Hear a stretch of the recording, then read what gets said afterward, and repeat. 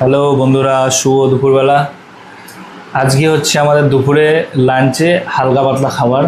আজকে আমার মা রান্না করেছে থোর ভাজা, এই যে থোর ভাজা, আর এখানে আছে যে খারকুল পাতা বাটা, লেবু, আর মাছ আছে। মাছটাকে একটু পরে খাবো, আগে থোর ভাজাটা দিক, ভাতটা খেয়ে দেখি কেমন হয়েছে। ঠিক আছে, তো বেশ গরম, এখন হালকা পাতলা খাওয়াটাই হচ্ছে খুব দরকার আর কি। তো আপনারা এটা ফলো করবেন। আর দুপুরবেলা একটু খাওয়ার পরে একটু দই রায়তা,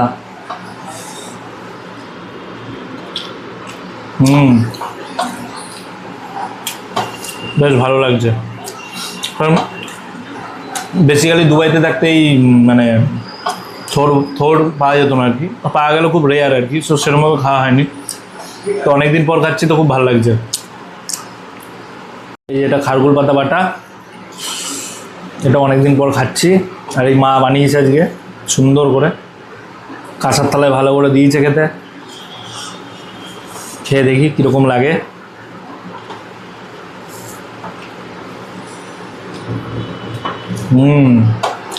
রসুন দিয়ে করা না, এটা খুব সুন্দর হয়েছে।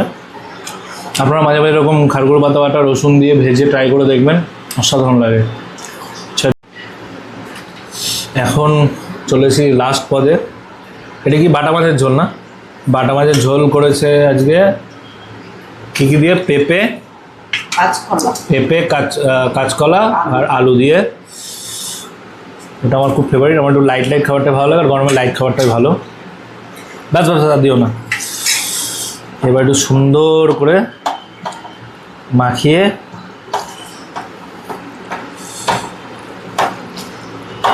এবার দেখি কেমন লাগে মাছটা। মাছটা বেশ ভালো দিয়েছে।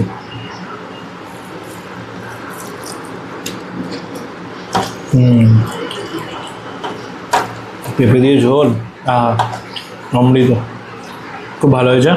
ঠিক আছে বন্ধুরা, আজকে এত দূরই। আবার আসবো নেক্সট কোনো ভিডিওতে। টাটা।